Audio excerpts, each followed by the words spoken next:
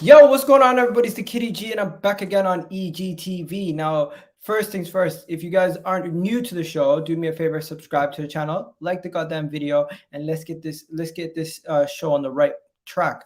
Today's goal is to get at least to 150 likes on today's video. If we can get to 150 likes on today's video, that'd be absolutely great.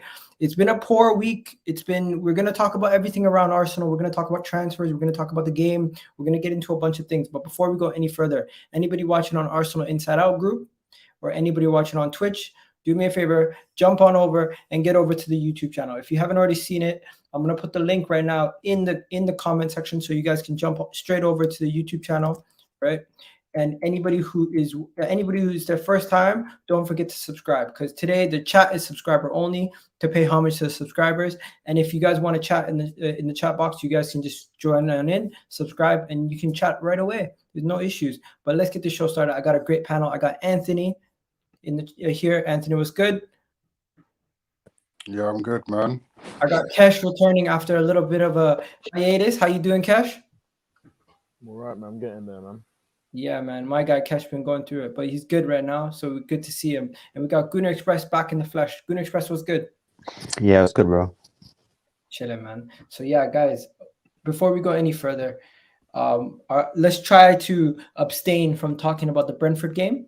We're going to get into that at the beginning. And then after that, we're not going to talk about it again. We're going to stick to the topic of transfers, okay? So for the guys who haven't gotten their point across on the channel about the Brentford game, it is Kesh and Gunner Express. So I'm going to throw it to you guys first. I'm going to throw it to Kesh first. Were you surprised by the result, the performance, and the overall lack of cutting edge in the young team that we put out against Brentford? Mate, where do I even start? For me, I was watching the game. I thought we start well at the start, but there was just no cutting edge whatsoever. And instantly in my head, I'm just thinking, you've been trying to play this way since last season. We can all see you haven't got the quality to play this way. Can you not come up with a plan B? I don't know, go route one or something. Get a target, man. Just do something different, you know what I mean? And we just looked totally scared. Like, there was no one putting up a fight. There was no one actually trying to be a leader on the pitch. Like, there's times where Chambers was getting caught out of position and we were being left 2v2, 2v3 at the back. And when you're leaving your centre-backs to be openly attacked like that, you're looking for trouble. Ivan Toney bullied us the whole night. Literally the whole night he bullied us. Pablo Mari, he's just not good enough. He's not good enough. Ben White didn't have the greatest of games. We've gone into the season, first game. I'll give them the benefit of the doubt because end of last season they said, oh, we've got our targets. We've gone into the first game of the season with the exact same team. The exact same team. Literally. I just don't know where we move on from here. Like, you know what? During that game, I didn't even get upset. You know me last season, I was very emotional about my team. But I just couldn't find the energy, the emotion to get upset. I just took it on the chin. I said, this is Arsenal. This is the Arsenal I know. This is what we've become. Stale, no threat, no desire. It's ridiculous, bro. Honestly, ridiculous. Gunner Express, throw it over to you. I mean, what do you have to say about that performance?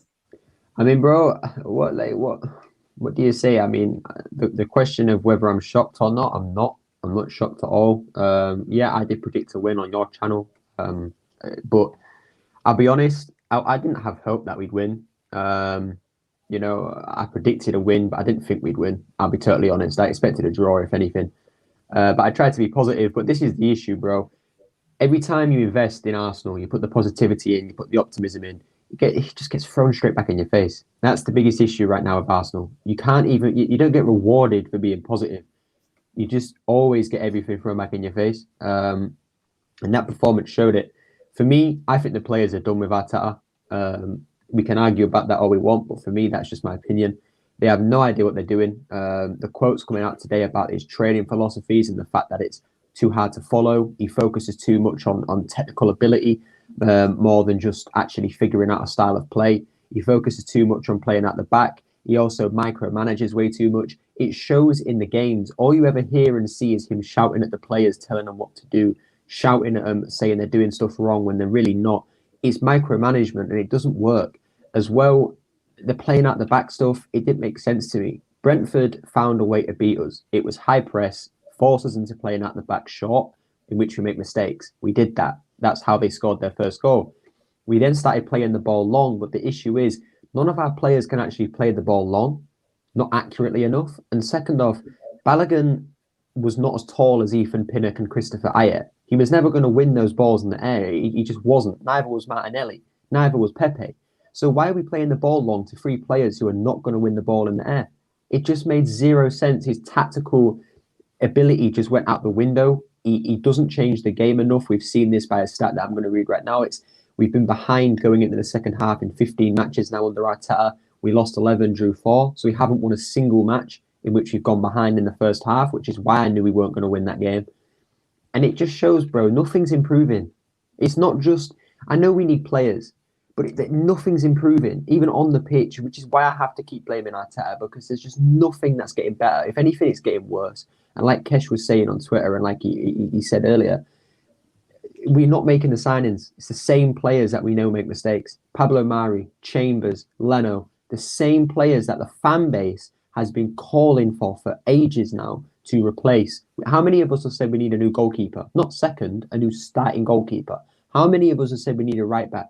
How many of us have said that we should have kept Saliba as a replacement? I know we wanted to leave, but we should have got a better backup centre-back. We should have maybe kept Louise or something along those lines. They're not even looking to replace Leno yet. They're not looking to get a right back yet. That's the issues. The players they want to sign, they're not as needed. Like, yes, we do need an attacking midfielder, but for me, I'd rather have a goalkeeper and a right back. I think they're way more important because Leno's just not good enough. Chambers was appalling. Cedric's not going to be much better. Neither is Maitland-Niles. What really annoyed me was that we have 4 right backs and he brought on a left back. He brought on a left back to replace Chambers. We have 4 right backs and he has to bring on a left back because the other 3 just aren't good enough. Yet we still don't want to get a right back. That's the underlying issue right now at Arsenal, is we're replacing the wrong players. We're not getting the right replacements in.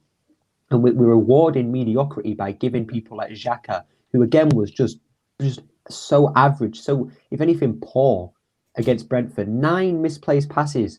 9, bro. That is shocking, man. Like, and I'm not trying to compare him to Pogba, but if you watch Pogba against Leeds, he absolutely dominated that game. Every pass was pinpoint accurate. 4 assists, brilliant. You could not replace him. Granted, Xhaka's making 9 misplaced passes against Brentford. Imagine when we go against Leeds when they consistently put pressure on you, bro. It just does not look good for Arsenal, man. Like I am genuinely worried about relegation this season because you watch how Burnley play, Brighton play. You watch if you've watched a lot of the games or even the highlights of the games this week, Arsenal have been the worst team by a mile. We've been worse than Leeds. Even Leeds play better football than we did. We just look like the worst team in the Premier League. So I'm genuinely worried about relegation if this manager stays and if these same players are playing every week. So for me, you've got to get rid of the manager. You've got to get rid of Edu. You've got to get someone competent in who can sign the right players and get a manager in who's going to take us further. And for me, that's Antonio Conte. He's available. Go get him, bro. But I don't see it happening yet. So. Okay. Has there just been news on Twitter about Antonio Conte to Arsenal? What's going on? Where have I been all day? Today that Arteta's job isn't safe. I don't for 1 second believe it. Like, I think this ownership that we got is very stubborn. I feel they will run us to the ground. They're gonna persist with Arteta. I think Arteta, as I said earlier in preseason, you'll get 10 games. That's when you'll probably see them get rid of him. And even then, I just don't know who they're gonna bring in. I think they're gonna bring in someone, another project they're gonna bring in, and they're still not gonna get the right people on the board to make the right decision. Like, it's beyond just spending money now. Like, you can tell it's just beyond spending money. We've gone in the summer. We've been told we're gonna have the biggest major rebuild this club's seen in the last 15 years. That didn't happen. That didn't happen. Like, it's just it's been constant lies. Like, I understand that a lot of clubs, it's not even just Arsenal, that's not been able to move players on. But in times like this, where you see the market is a bit difficult, like, even when we was told that, oh, we're going to spend 250, I knew it was never going to be 250 cash that we've got ready there. It was going to be like, how much we spent already? 75, whatever. And the rest was going to be made up by player sales. But it's been extremely difficult. Whether that's down to incompetence of Edu and Richard Garlic, or whatever his name is, not being able to move players on. This is where you need your owner to say, you know what, guys, I see your difficulty. Here's a bit of cash injection. Go make this team ready to compete for the first game of the season. We are not ready to compete. And I know it's only Brentford. We should be beating them. We definitely shouldn't be losing 2-0. And when you look at the second goal, it's just anyone with a bit of self-respect and pride in anything they do in life. Leno's being pinned. Listen, you're a keeper. Throw him off you. Because what's going to happen is VAR's going to see you throw him off, and they're going to see that he was being impeded. That could never be James Lehmann. No player is pinning James Lehmann. And this is what I mean about character. Character in this team is appalling. Like, when I looked at that, I thought, Leno, you're meant to be a man. You are meant to be a man. He didn't care. When I see things like that, I just think, are you even a man in your own relationship? Are you even a man? Do you wear the trousers? Because there's no way I'm playing football. David Seaman was watching that game. He probably turned it off after seeing that, man. There's it's no embarrassing. way.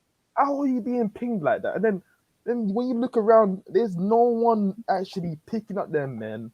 There's no one actually trying to be counted for. It's just, if the goal goes in, it happens. They all ball watch, Cash. That's the issue. They're watching the ball, bro. I just think the mentality at this club it's just this is not Arsenal anymore. This isn't Arsenal anymore. This has gone way beyond what we are. I don't know what we are anymore. If you took that badge off Arsenal players, you'd think it's any championship team. That's what you think. I watched the old game. I watched the balls being pinged and come into the middle of the path, and there was no battle in there. Xhaka wearing the armband, literally wearing the armband, and for goodness sake, why is Xhaka wearing the armband again? Well, because there's no one else, though. There's no one else in it. There's Tierney there. There's Tierney there. But I think what it is that obviously Bellerin, I don't know if Bellerin's still vice captain, but obviously when Aubameyang's not captain, I don't know who steps in, but.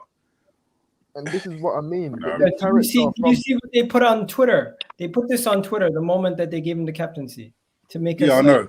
To make a statement. To make a statement again. The club is finished, mate. Aubameyang's finished anyway. He's not ill. If anyone still believes that Aubameyang and Lacazette are ill, then you need to seriously look underneath. It's not even hard to see that anymore, man. When they asked him about it in the press conference, he laughed. He laughed at it and said, "Oh yeah, they're ill. Fuck off, they're ill, bro."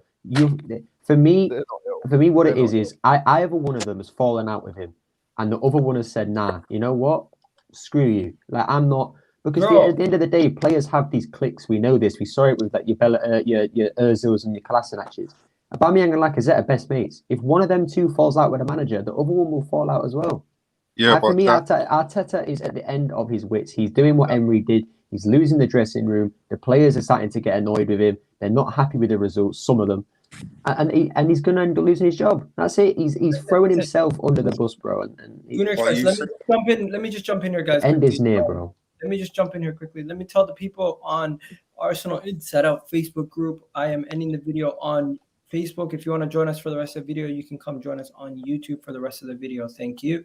Now, when it comes to Arteta and the whole debacle about the dressing room and everything, there has been reports that have come out that Arteta has lost the dressing room numerous times. There's been reports that come out that Lacazette and Aubameyang were out of the team not only for illness reasons, but actually for other reasons that pertain to attitude problems or attitude issues within amongst the team, and that these guys are hindering the team overall. Now, I'm not gonna lie to you guys, I've heard this, and I've heard it from numerous different sources now being put out there, that there could be issues in the camp.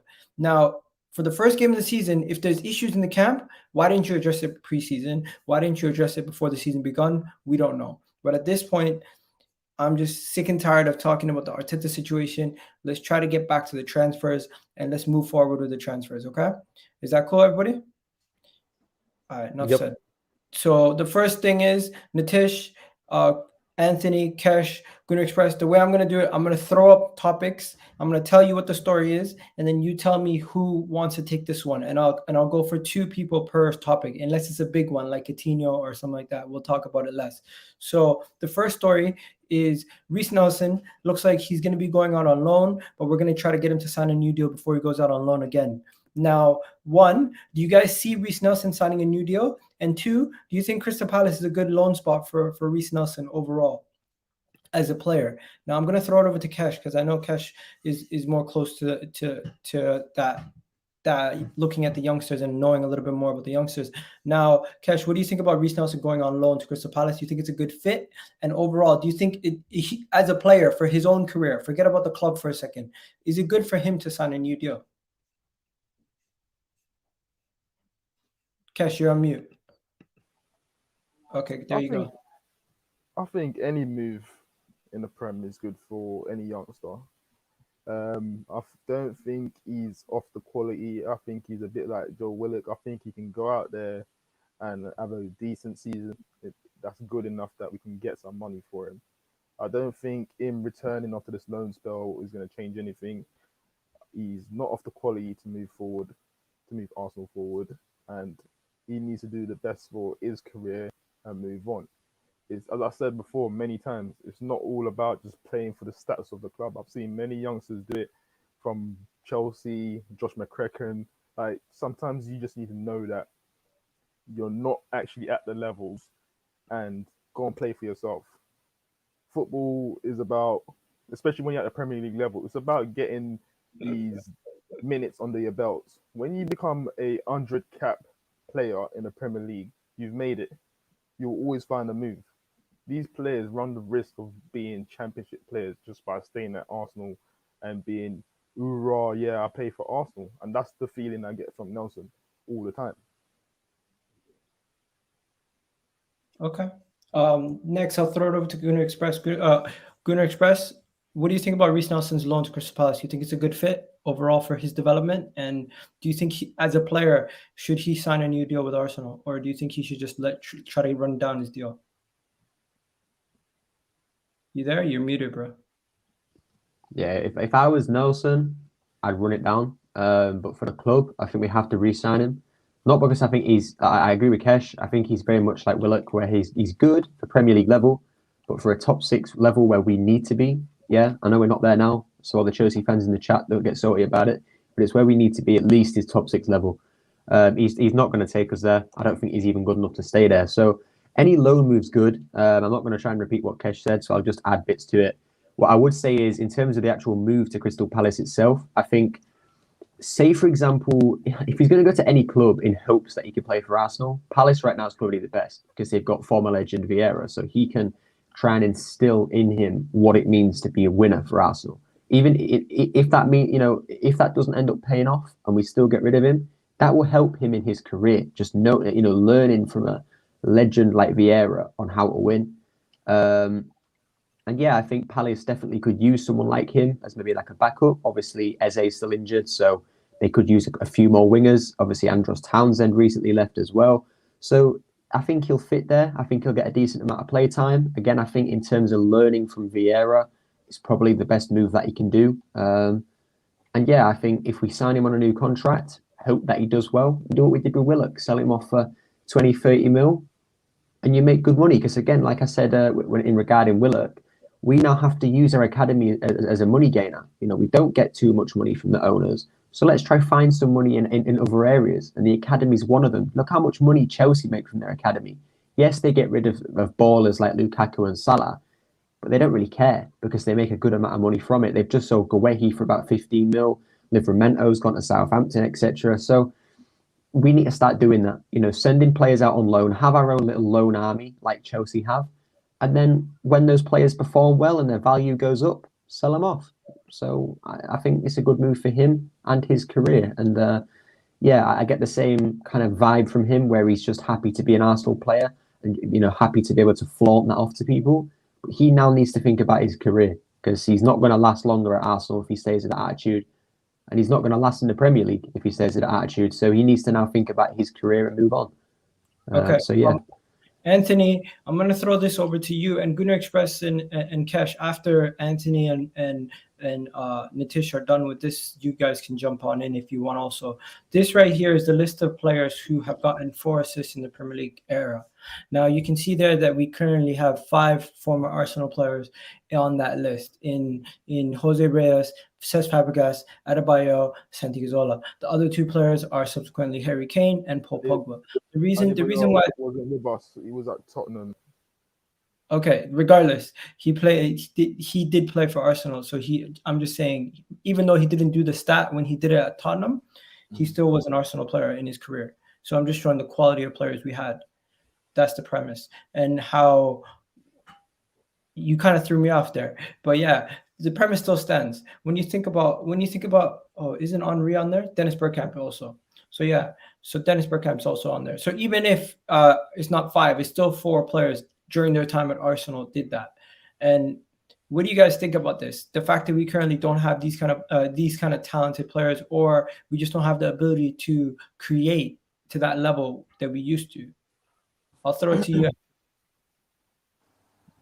You for anything? Anthony. Well, what do you expect, innit?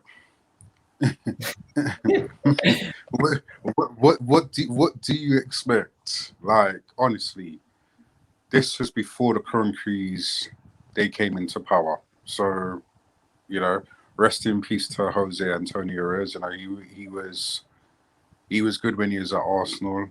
You know, unfortunately, he wanted to go back home because, you know, he was uncomfortable and that. But what do you expect? You know, I'm saying at the end of the day, we're not going to get players like this anymore. You know, with this regime, with the way how everything is at the present moment, who's going to want to come and sign for us? Like, honestly, who would want to come to Arsenal? If I was Ødegaard, I wouldn't come to Arsenal for to be with this shit show that we had the other day. Like, come on now. The quality of players that we had before, like Fabregas, Bergkamp, you know, Arsenal were doing bits. Jose, you know, the invincible season comes into it. You know, Bergkamp, when he first came in, when he graced his presence in the Premier League, when we bought him from Inter Milan. I ain't going to bother to say Harry Kane because he's irrelevant. He's irrelevant. I don't care if he came or through the academy or not or whatever. He's irrelevant. You know, you just look at football back in the day in regards to Arsenal, where they were as a club, in the quality of players that they had. You know, you had guys like Nasri, Fabregas. You know, then you had Ozil, Santi Cazorla. You know, Petit, Vieira.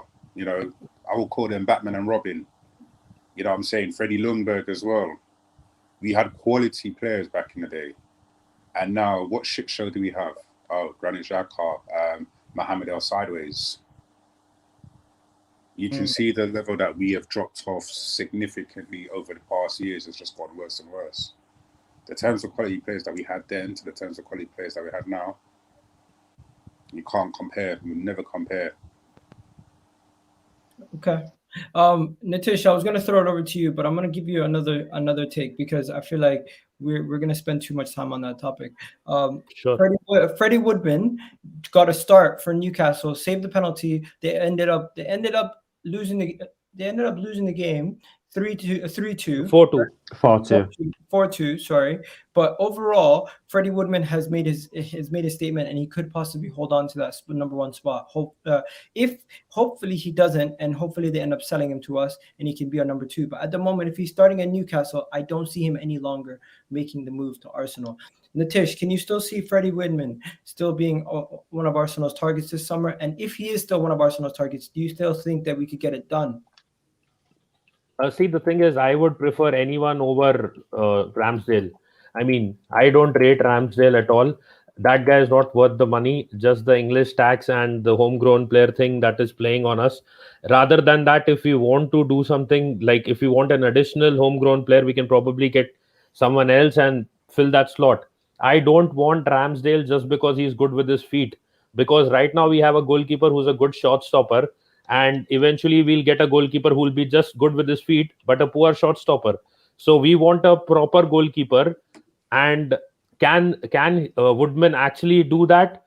I mean, one game, is it enough for us to buy him? I don't think so. I think there are more proven options, and we should probably look at those. But we need a proper goalkeeper. He may not be a world-class keeper, but he has to be both good at blocking shots and even with his feet. He cannot be just one, because we are already in that mess. Leno can't even distribute the ball when he's kicking it forward. He can't play it out from the back. So our goalkeeper slot is very important for what Arteta has planned, like the play that we have currently. So we need someone who's, even if he's not world class, but at least good playing out from the back and also stopping shots. He may not be world class, but if he can fit into Arteta's system, that's all that we need. I don't know whether Woodman will be able to fit into Arteta's system or not. And big up to Sohan in the chat as well. Okay.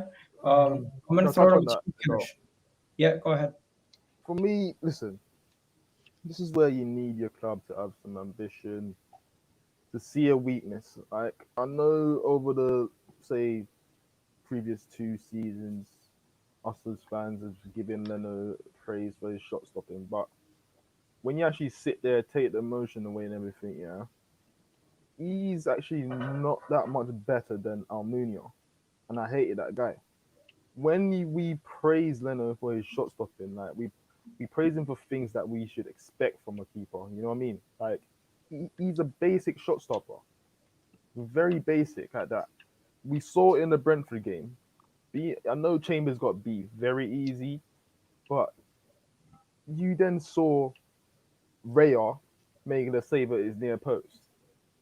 Leno is he's just too nice. He's too nice. Like, he's a guy that. Come on, man. He's not too nice. Just be real. The man's shit, man. Come on. Stop That's trying what I'm saying. Stop trying to No, listen. It's not buttering it up. Just say, listen. It's not buttering up. No, he's saying nice in a soft way. He's saying nice in a soft way. There's no point of saying nice in a soft way. The man shit is plain and simple. Leno he has become complacent. If I'm comparing him to Almunia, then you know he's shit. He's become complacent. It's as simple as that. Leno has become complacent. I don't think he's become complacent. I think it's the same Leno. You don't get beat at your near post. No, but Anthony, the thing is, again, watching the Bundesliga, bro, it's not he's become complacent. This is what he's always been like. This is what he's always been like. It's just that this is burnt Leno. He had Leno in a time where, on Emery was facing lots of shots. So you look at that and you think, he looks better than he is. But he's not. He's actually terrible. Well, that's why he's a fair choice international goalkeeper. Like, there's not even no point even looking for a backup right now. If we have we could have gone for Onana. We could have gone for Onana. I don't even rate Onana myself. Listen, I would take if we have any sense, we tell Leno, listen, I know you got 2 years, but you're backup now. You don't tell him. You don't tell Leno that he's backup. You go and look at Simmons at Atletico Bilbao. Like, we keep talking about Onana. I've watched Onana so many times. Onana is not good. Onana is just going to be a little bit of an upgrade on Leno. That's all he's going to be. Like, we see when Chelsea had Kepa, like, he unsettles the back four so much. They had to go and get someone who's at least competent in what they're doing. Arsenal need to go and do the same. But this So- is coulda, woulda, shoulda, though, man. In regards to Whoa, the board, whoa, there's whoa, whoa. I heard something there. I need to understand. You do not want Onana. I don't rate Onana. I think he's literally just a tad better. If we're gonna be serious and we say we want to improve, we want to actually attack this thing correctly, you go and look at Simmons. Like, I keep seeing people talk about Onana, but not talk about Simmons. There's good keepers out there. Bro, you could get Jan Sommer for like 20 million. Guys, 1 second. Let's just talk about Onana. So the situation with Onana currently is, since Kesh brought him up, Arsenal are still asking Ajax about the transfer, since their main priority is the Ramsdale transfer. But if they cannot get the Ramsdale transfer, they're going to still speak to Ajax in regards to Onana's availability and his price and everything. But we need a keeper now. Onana is not available for how many months?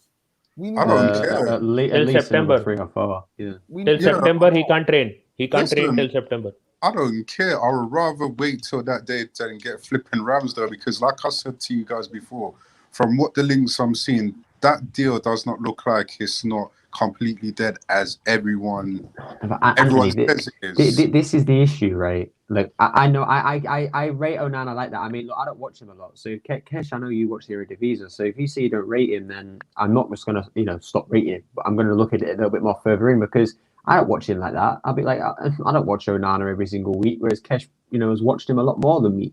So I'll look into him more. But look, the thing is, I'm sick of this narrative by the Arsenal fans, Reiss. I'd rather this guy than that guy because he's a little bit better. As I said, Ramsdale and Runarsson, the comparison is Runarsson's a trash bag, Ramsdale's a golden trash bag. He's better, but he's still a trash. I'm sick and tired of accepting better than this guy.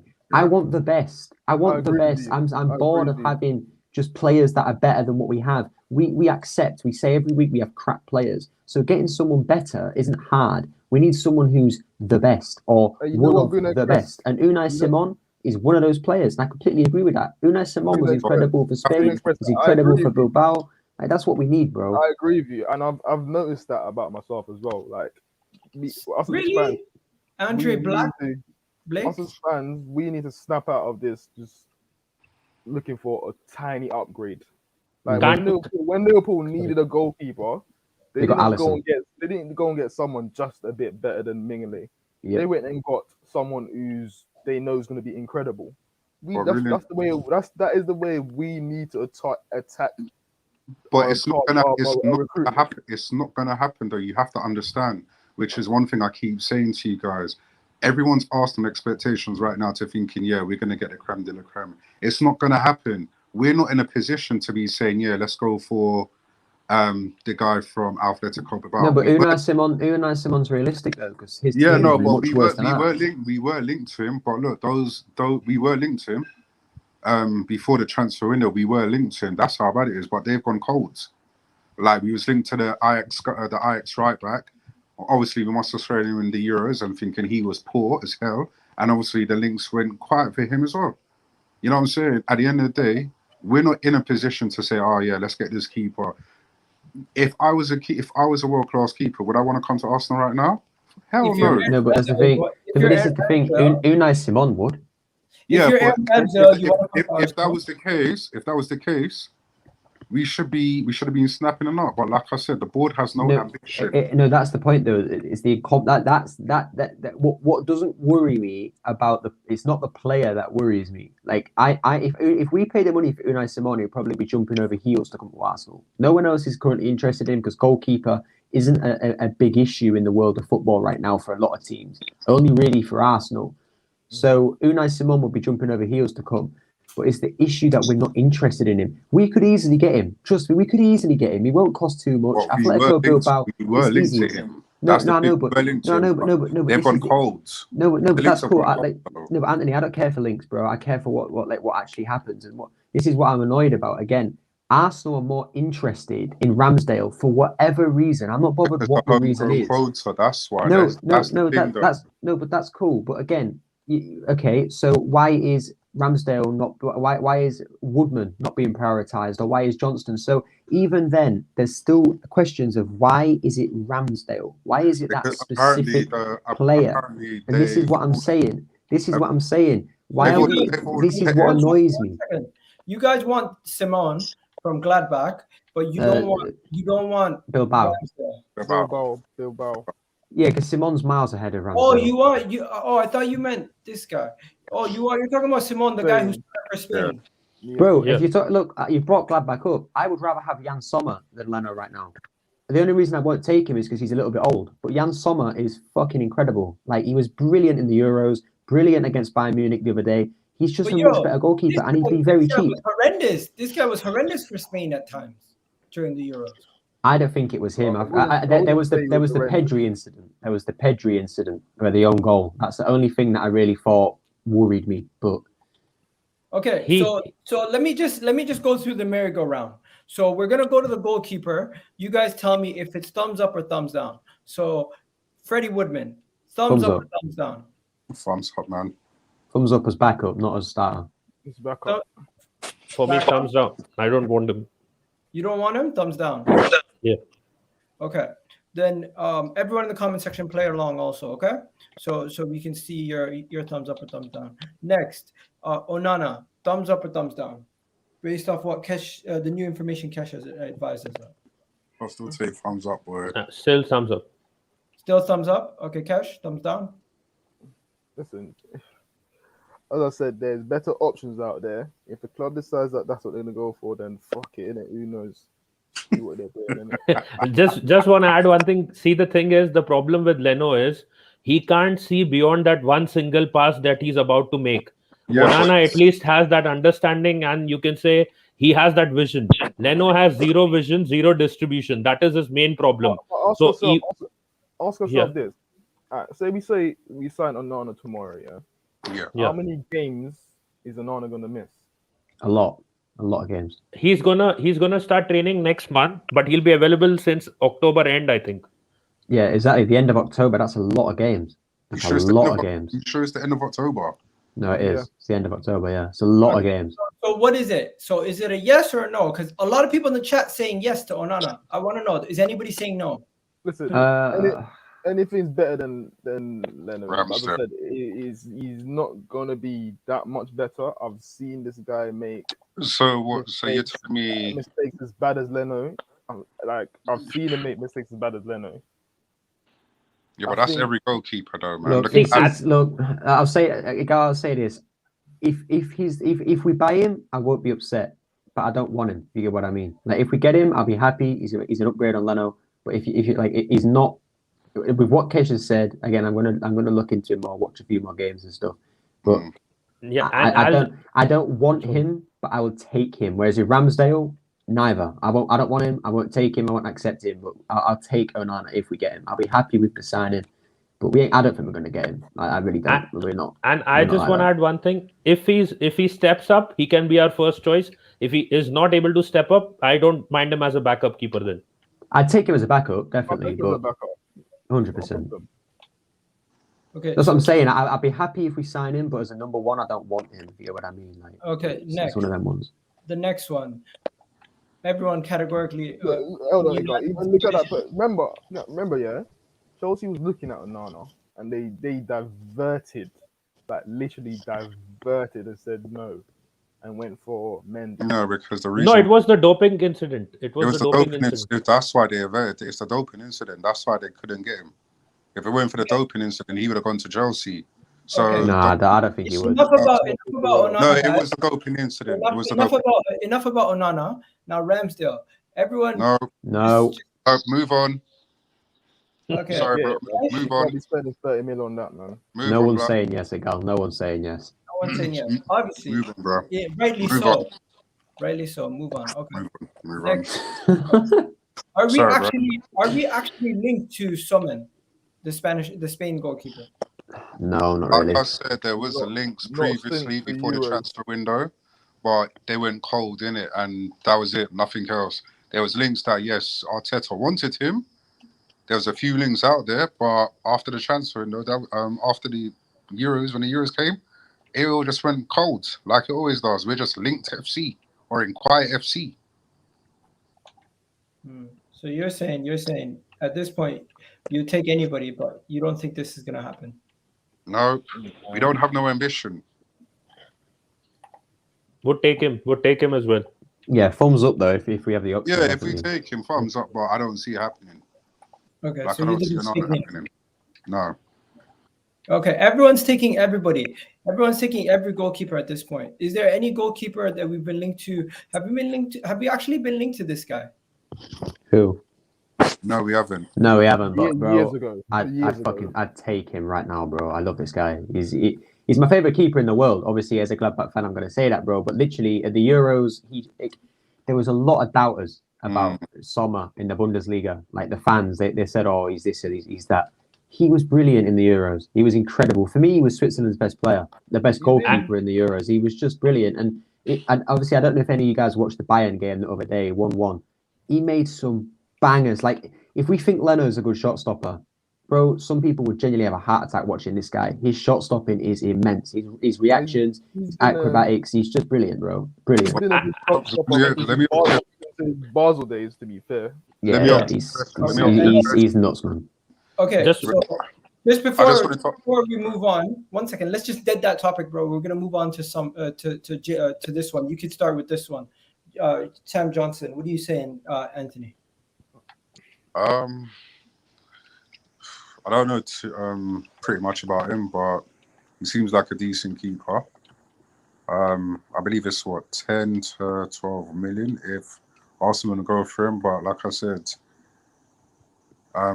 I don't want him, but he's better. But yeah, you don't want him either. Who do you want then? It's not a case that I don't want him, but I'd rather have him than Ramsdale. Just put it that way.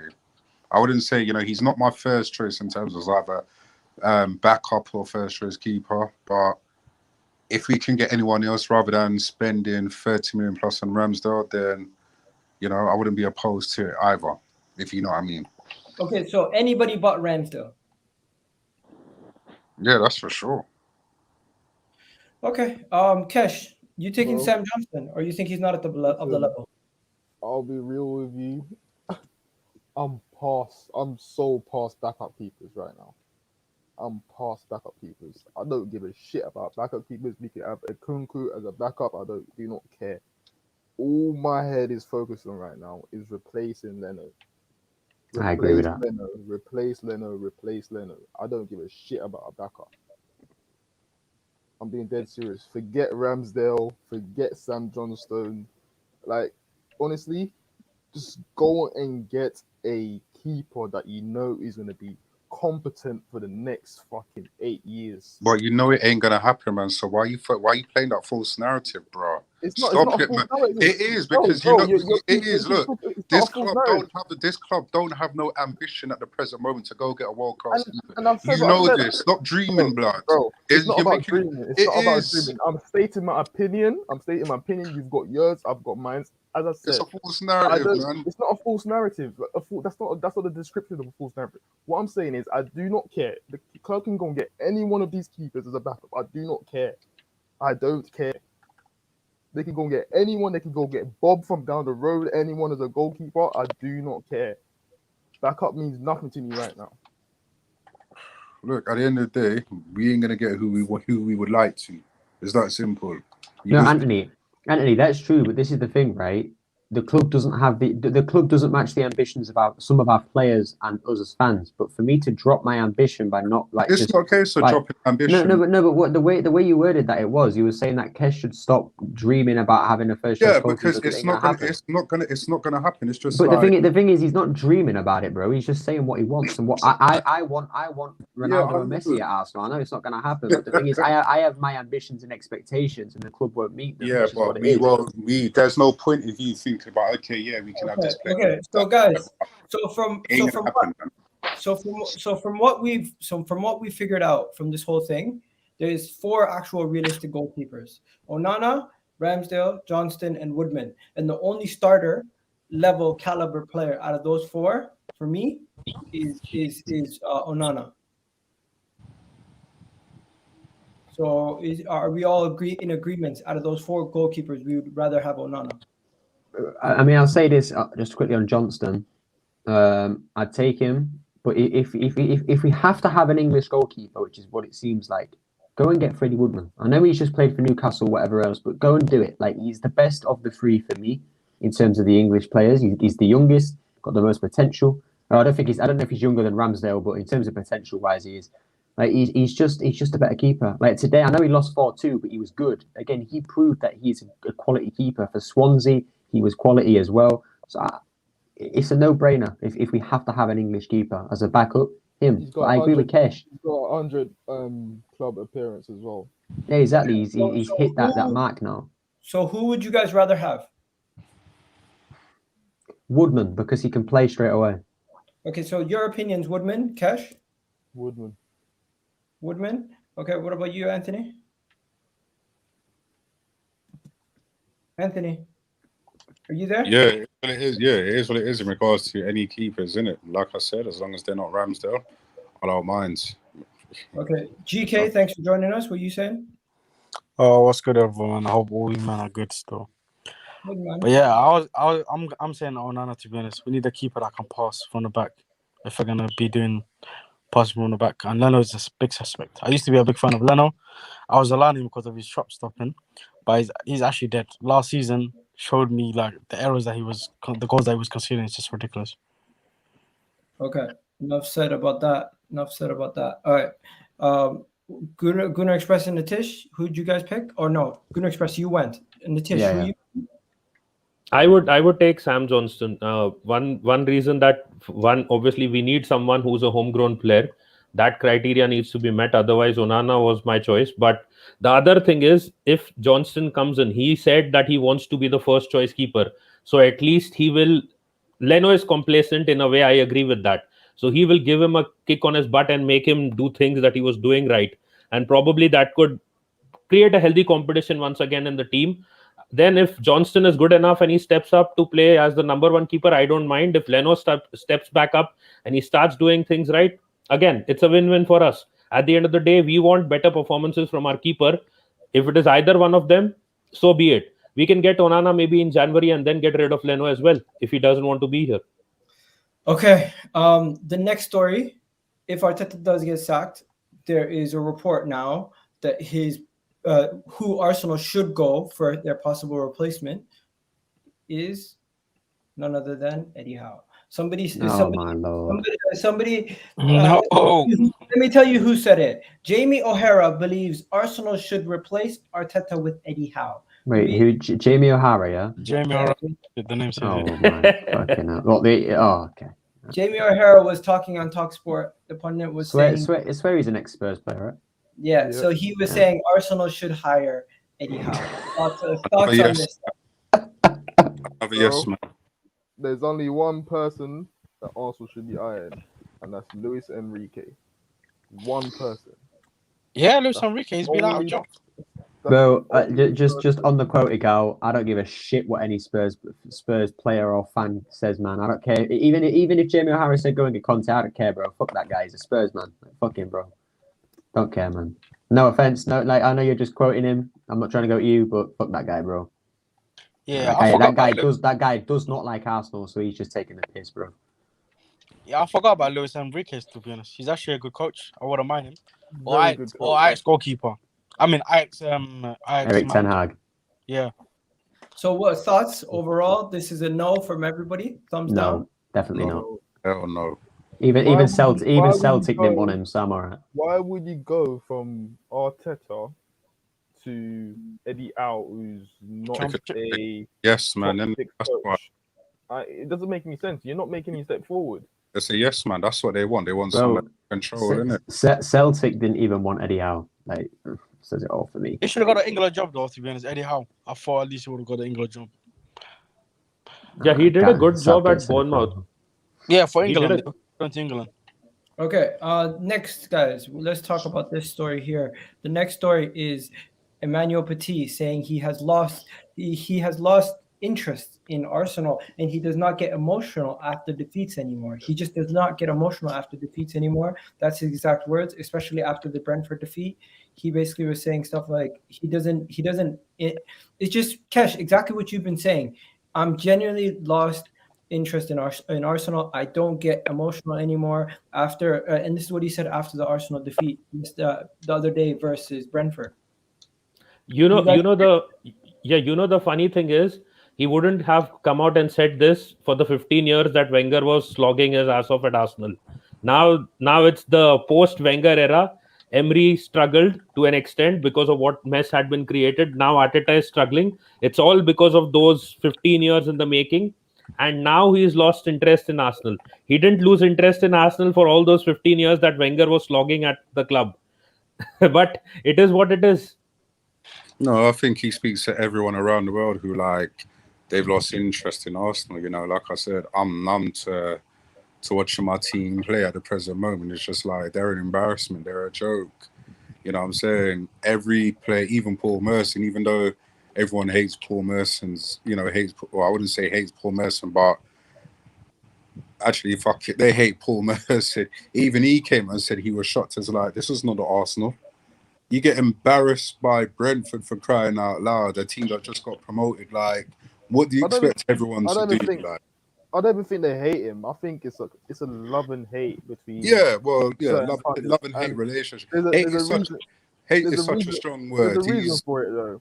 There's actually controversy. You might as well say he's like Piers Morgan, a controversial figure in regards to Arsenal, in regards to what he did back in his day at Arsenal, all the drinking and all the madness of that. But in regards to what Petit is saying, I have to agree with Petit. It's just like you playing for your club and watching your club over the years just go backwards and backwards and backwards and backwards.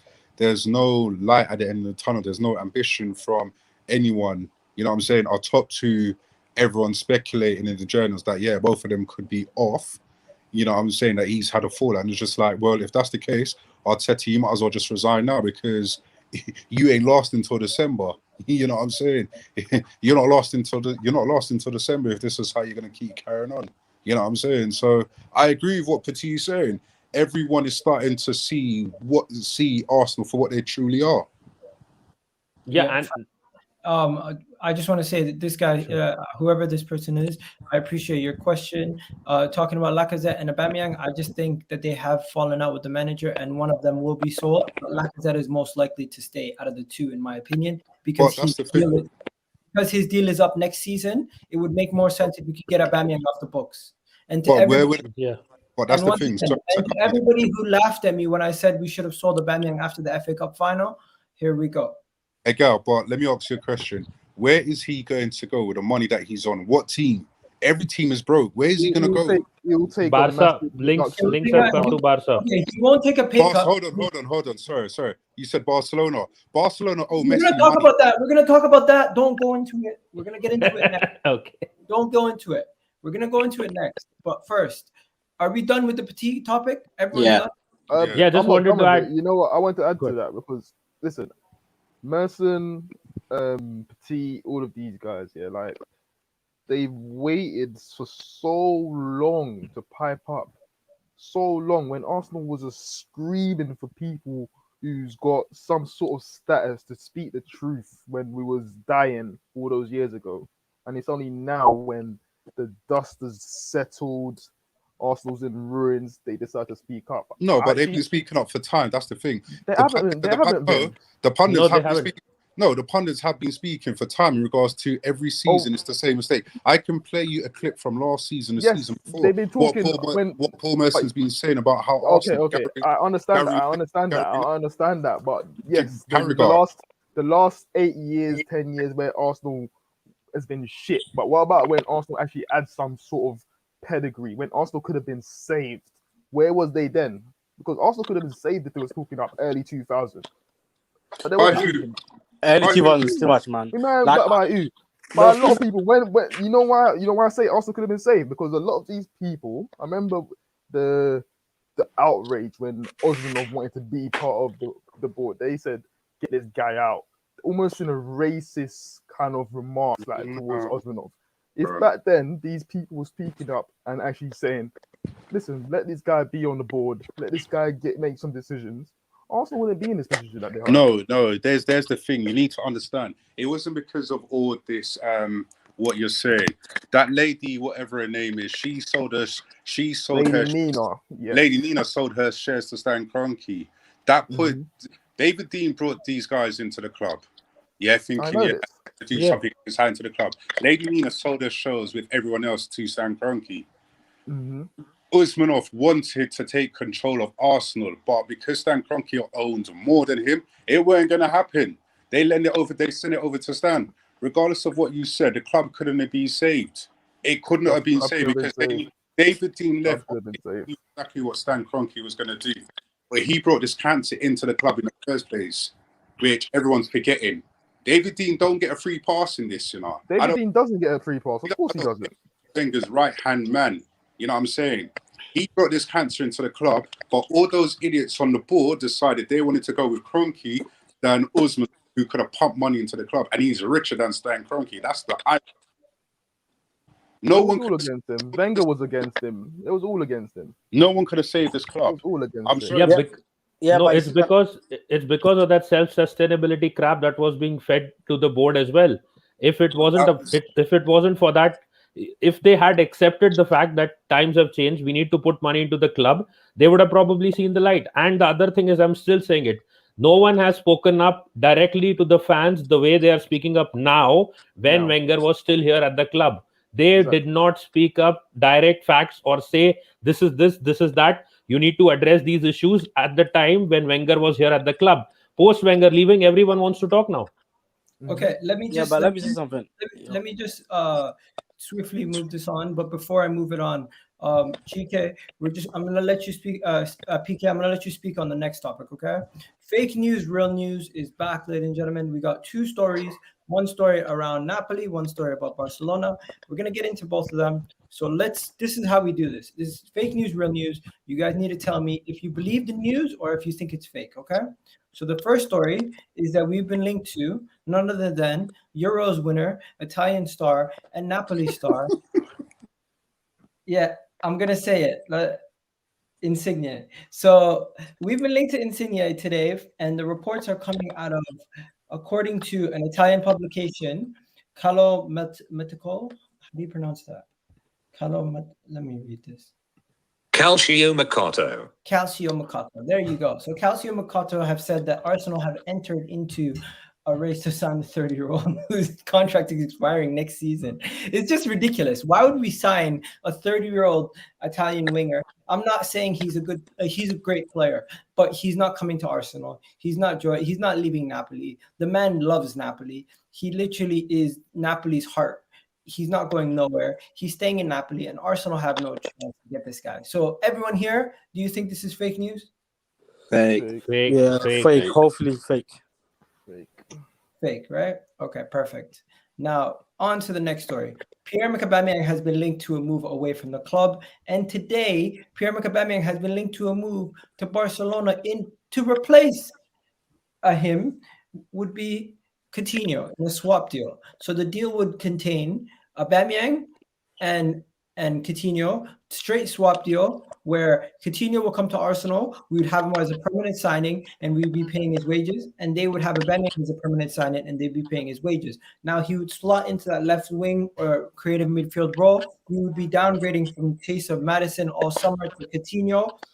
Real or fake news? And then afterwards, we're gonna get into the actual transfer. It's a real news, but Barca has to get rid of Braithwaite first. Okay. What about you, Gunnar Express? I don't want him, bro. I don't want Coutinho, man. Look, he was good for Liverpool. The way that he left Liverpool, I thought was really disrespectful to the club, faking illnesses and faking injuries to try and get out of training. Yeah, I don't want him. He was good at Bayern Munich, but nah, he's been crap for Barcelona. I think his mentality's finished. I think he's finished. I think he knows he's finished. And it's just Kia direction again, bro. It's this same super agent that we keep dealing ourselves with, who's just ruining the club. So I don't want him at all. I don't want him anywhere near the club. So yeah, bro, nah.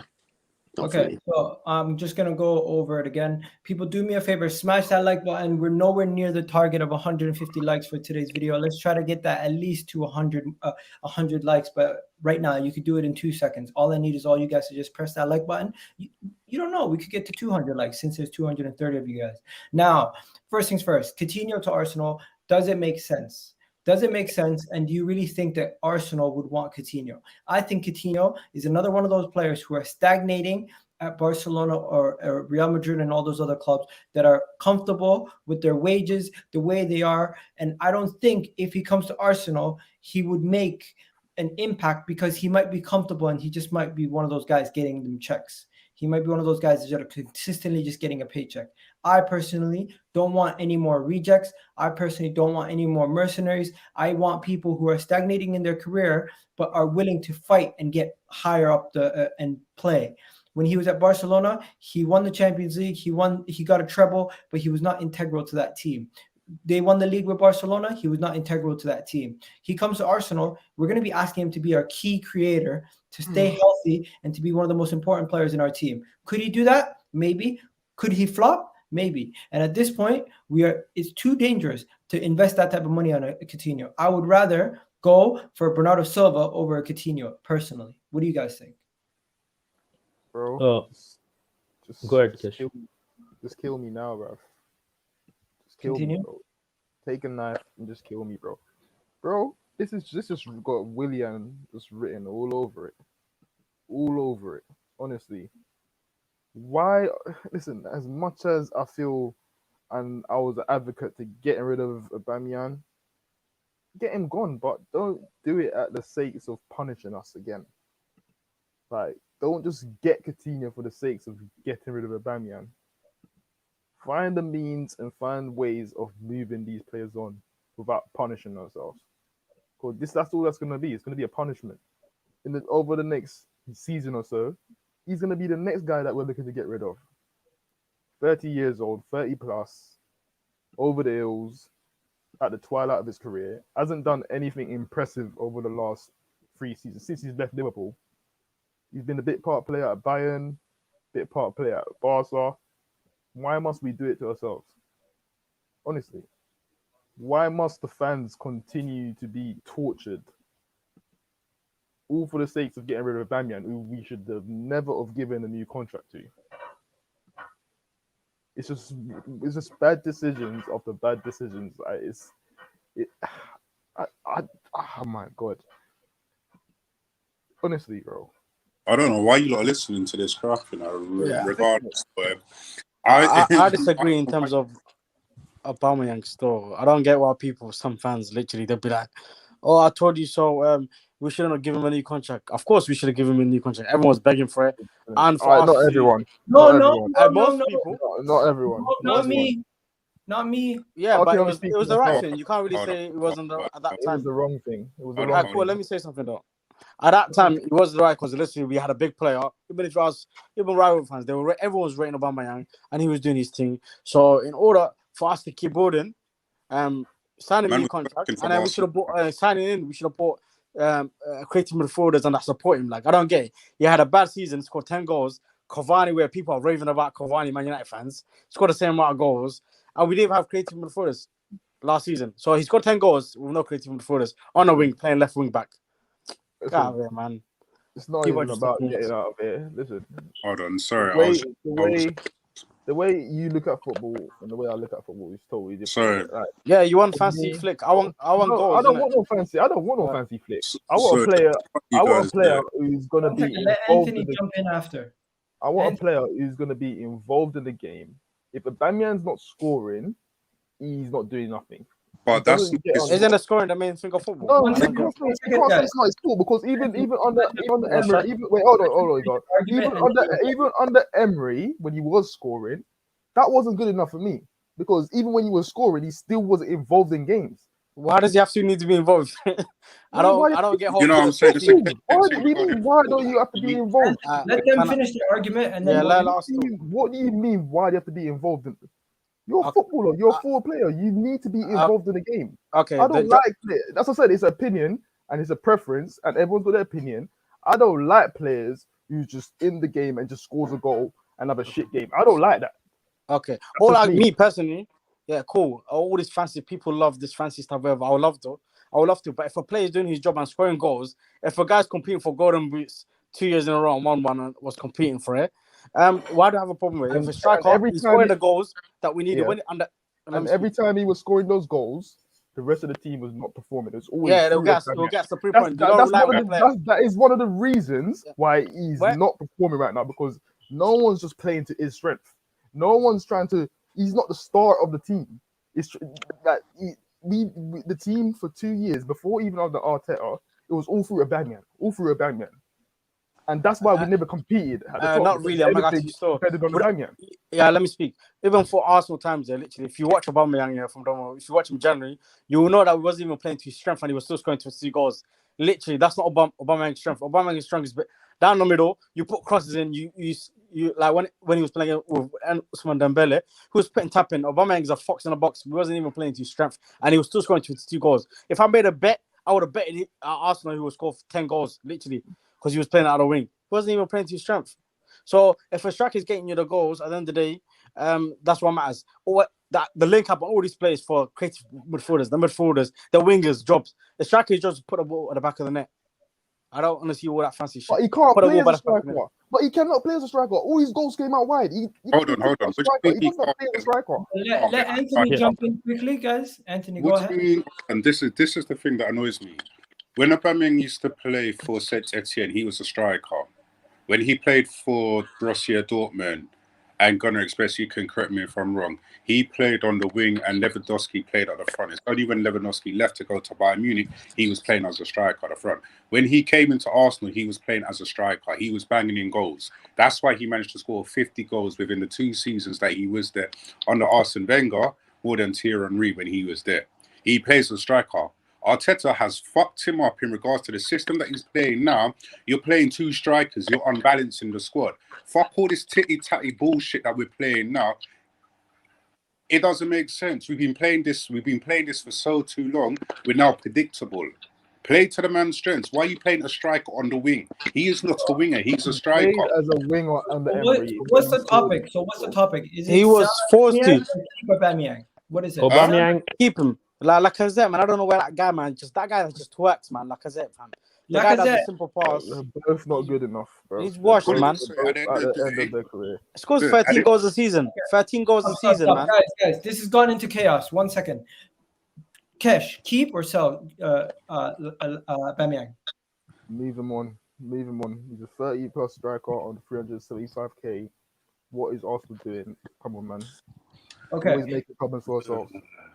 Short and sweet, brother. Anthony. You know, I'll be honest with you. In this current climate, which I don't think everyone is thinking, I think everyone's just like they want to get rid of him. Who is going to buy him? Like, honestly, it's not about that. It's not about that. The question is, if you have to sell or keep. Listen, he ain't going nowhere. I'll keep it. He ain't going nowhere, so you might as well just keep it. He's not going nowhere. It's that simple. That's my answer. He ain't going anywhere. Gunnar Express, are you keeping him or selling him? Well, as the very famous Arsenal fan that was Claude, quite famous, he said many times, it's time to go. Get him gone, man. He's washed. He's not as good as he used to be. Get him out. Okay. People in the comment section, a lot of people are saying also this, echoing the same thoughts. Now, Nitish, I'm going to throw it to you, and PK, I'll let you go last. I know people will not agree. Swap deal Coutinho, give him Coutinho a 2-year deal. Get rid of his wages. Say that again? So you're saying accept a swap deal for Coutinho? Yeah, we need a creative midfielder. We need more than one creative midfielder. Anthony, it's my opinion. Thank you. Nah, man. I'd rather take... Why didn't you go for Ricky Puig, blood? Coutinho. That's your opinion. You can take Ricky Puig. Puig isn't that good, bro. He's really not. He's very average. Okay, guys, we're gonna do this for everybody, but just 1 second, Anthony. Let PK go now. PK, what's your take on it? I'll keep him. You know how you know your tin pot club? Yeah, you become a tin pot is when you worry about a player's wages. And this is that a big club like Arsenal should be able to afford wages like that. That's how you know your tin pot club. Plus, if Aubameyang, there's a thing called reality. There's a thing called reality, bro. Reality. Let him finish, guys. Let him finish. I want someone actually to make a bet with me. Yeah, I can put my on the line. I can make a bet. Yeah, literally. If Aubameyang literally gets to play about 30 games a season, he will score 15 goals. That's not good enough, though. That's not At least enough. 15, 20 goals on a wing. One second. PK, will Aubameyang outscore Danny Ings? No. Yes, 100%. 100%. 100%, man. Yeah, I don't, put man, don't, you know, let me see something. and I don't even gamble.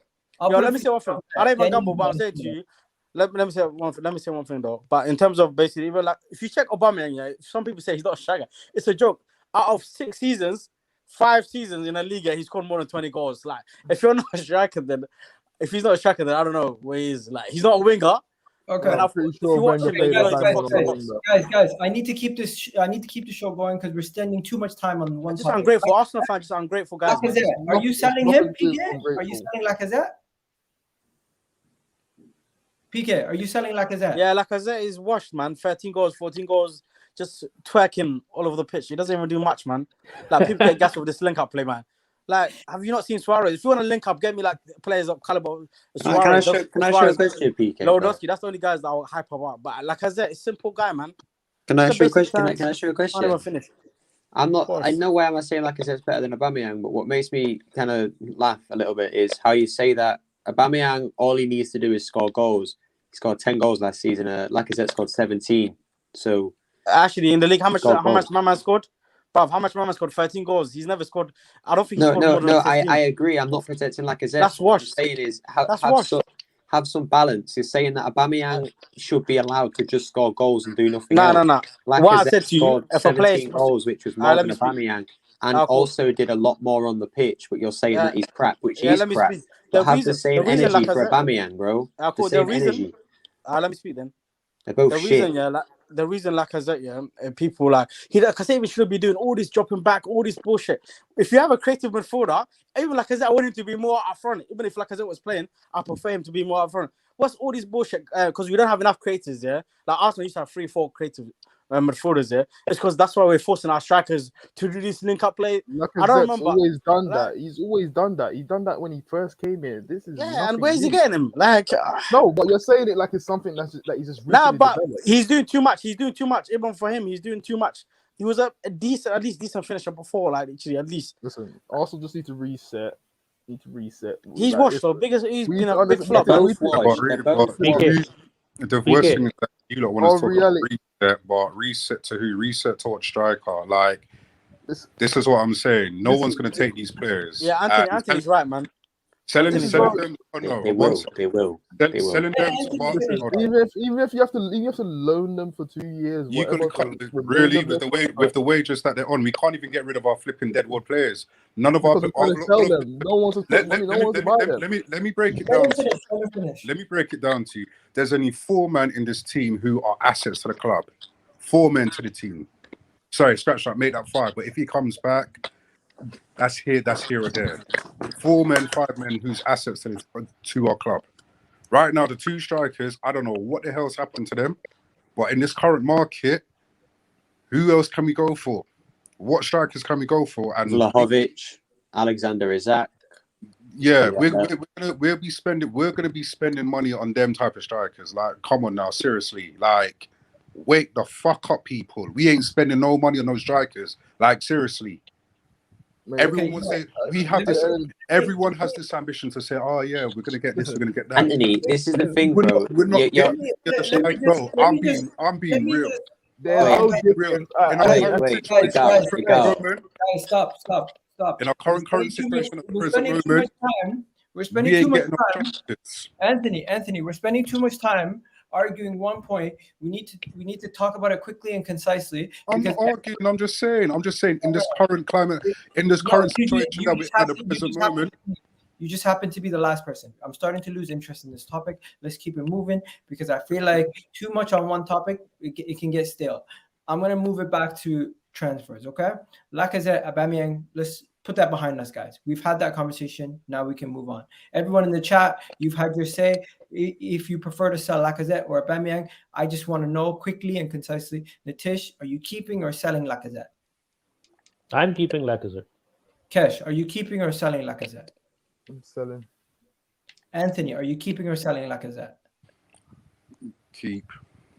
Okay. GK said he's keeping. And Gunnar Express, are you keeping or selling Lacazette? You go, as the famous Arsenal fan Claude once said, it's time to go. They're both shit. La- They're both Okay, perfect. shit. Yeah, Get so out. Lacazette. I didn't say keep Lacazette, man. So Lacazette. Guys, the topic is done. I want to move on from that topic. I need to get on to James Maddison. So if you guys don't know, I have a community page where I posted everything that AFC Bell said. The man did a essay. The man's been defensive. That's why, because of all the stick that he was getting. Let's be real. He got defensive. If you read what he actually said, and other pundits were saying it today, he was defensive in what he was saying in regards to the latest quote that came on off after the game that we lost. He got defensive. Okay, let me just go into it. Okay, so this is very long, so I'm not going to go into everything. I'm just going to point out the key parts that I felt like that were important. This here was very important. Members of the players' circle still think the deal is still possible. That is one key part that I thought was bollocks. I thought that part was one key part that was important. Another part, since yesterday, reliable sources from Spain and Norway say that Real Madrid to Arsenal would be on a permanent move if it did happen, right? Then he also spoke about James Maddison's camp, right? Hearing reports that Ødegaard was the number one option, and debunking that by saying James Maddison was Arsenal's first goal. Where is that? It's somewhere in there. But there's a lot of stuff that he said, right? Talking about sharpening knives. I don't know what he was on. He was on some madness. But then here's look, he literally said sharpening knives.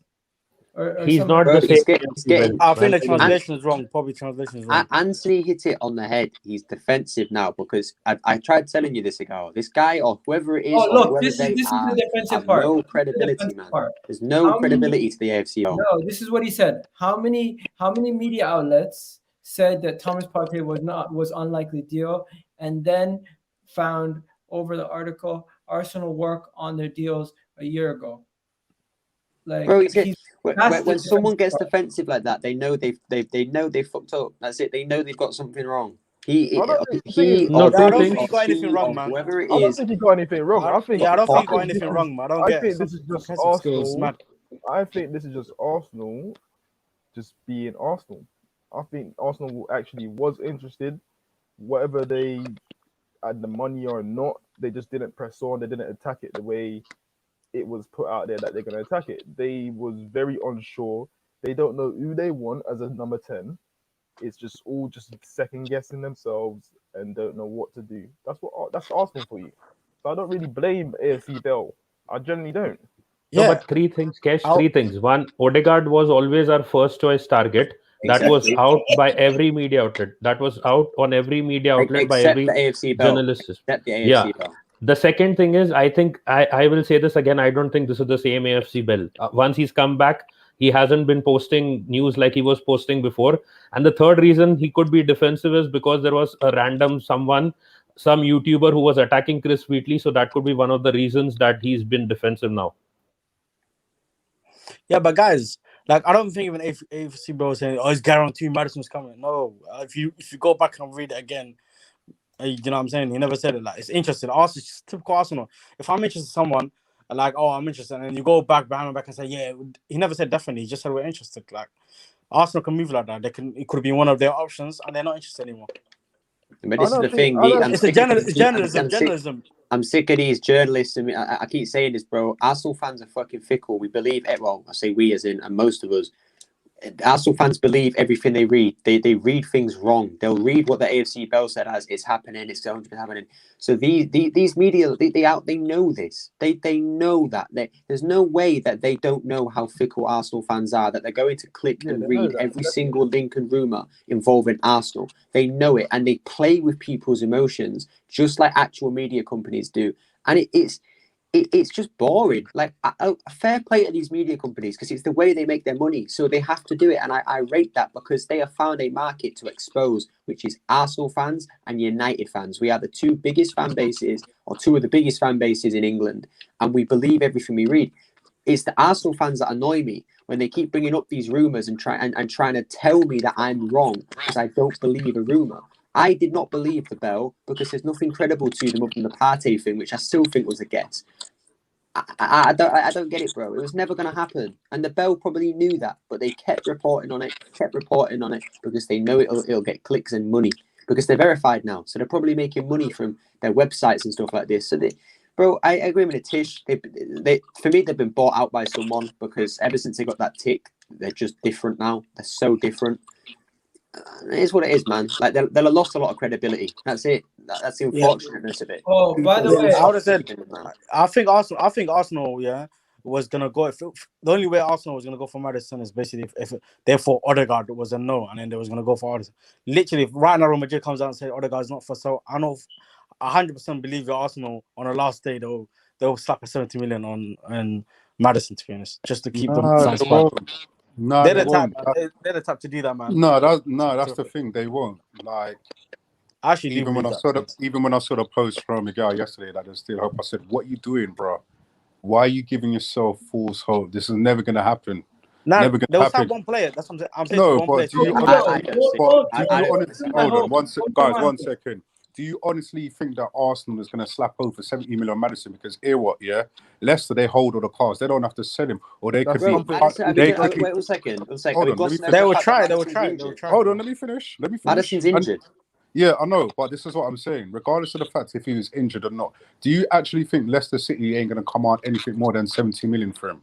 Trust me, that's really and truly. I believe they will command. No, this is what I can see happening. It's either they say, they play us until the end of the transfer window and we still don't get him. So be like, we wasted our time. We're working for a man who we haven't even put in a bid yet. It's only going through back channels.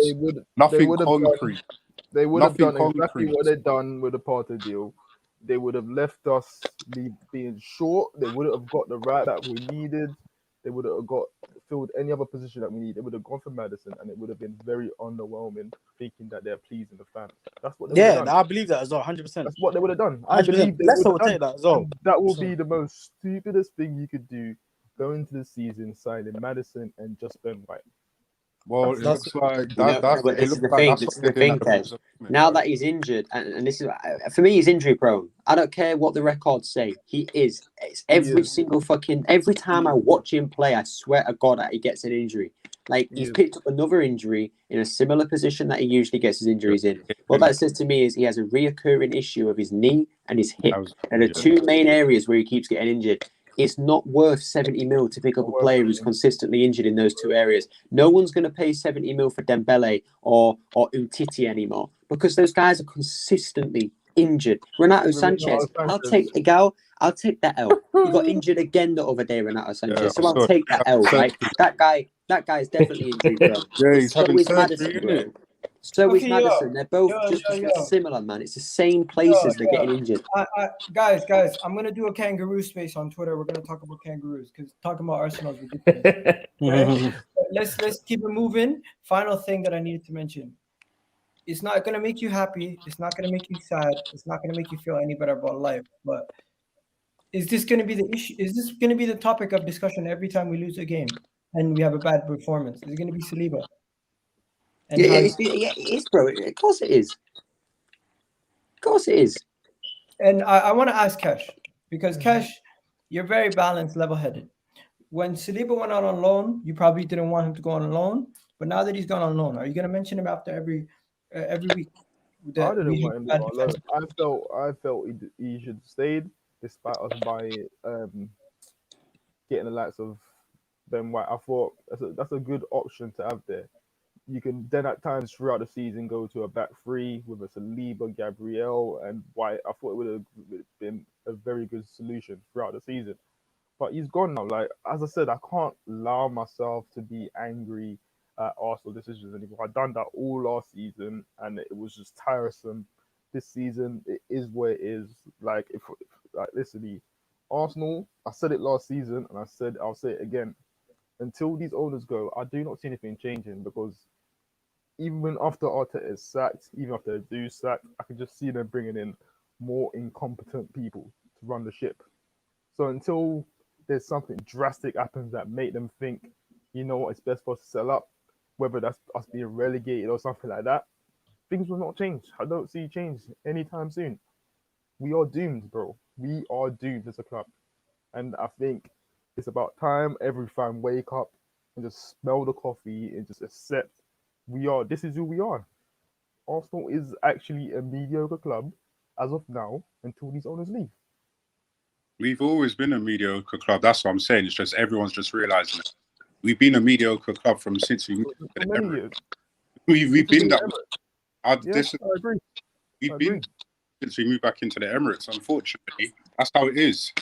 It's only more that these owners have taken the reins of the club. It's just like everyone's just seen it. I said, look, at the end of the day, we have to get relegated. That's the only way that we can, that owners can leave the club. We have to get relegated. So if that's what we need to put it like this, right? Fans need to stop defending the pride of the club, because unfortunately the club doesn't defend your pride back. Like these fans that want to say, no, we're still top 6, no, we're still bigger than Tottenham, bigger than this team, bigger than that team. The club throws it back in your fucking face by losing every week, by losing to Brentford. This is what I said earlier ago.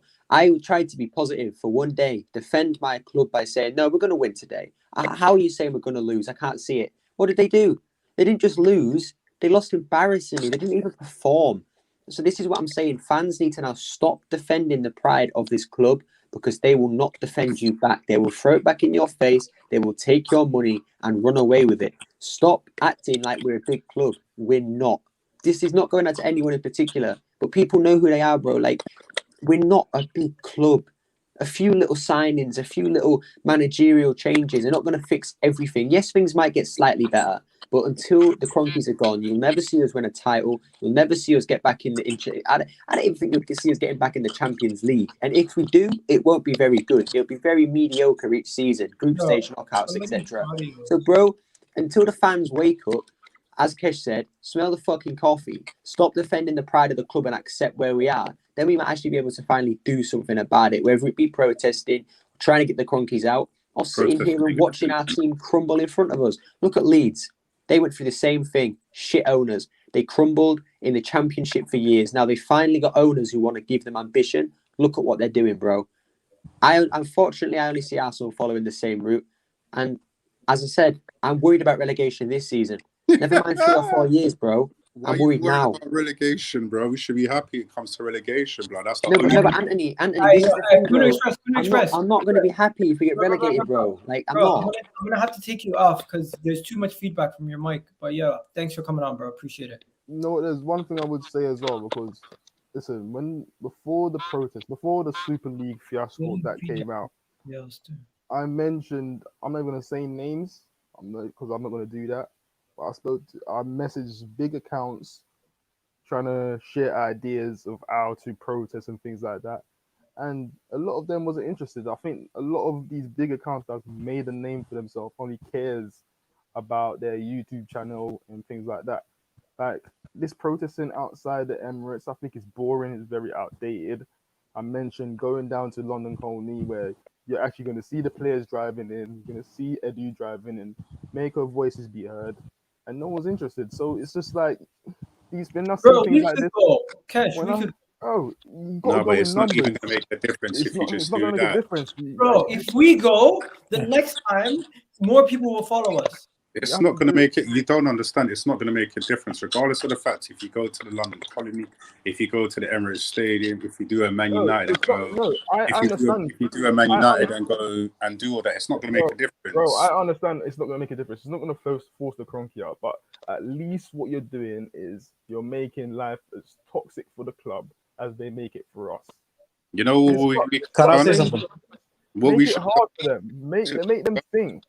We should go to actually into the stadium like Man United do and stop the game from happening against Chelsea. That's what we should do. We should actually do that. Yeah, that'll be a big thing. But our fans are weak. Listen, I'm not advocating it, but I'm just saying to all the Arsenal fans out there, if we all unite, which is not going to happen because I'm sorry, I'm going to be blunt. There are spineless Arsenal fans who don't want to get involved in a protest. Selfish. They don't want to get involved in a protest. You know what I'm saying? If you love your club as much as you say you do, let's do something about it. Let's go into the stadium like Man United did. stop the game against Chelsea. That would be one way of showing all the owners and the sponsor and all the sponsorship deals that we do have in regards to that. You know, we want change. We want change. Look the other day, the Rwanda. yeah, the president of Rwanda came out. I'm surprised he hasn't been on the phone to them to say, you know, pull my sponsors, mate, because this is appalling. For him to come out, that's serious.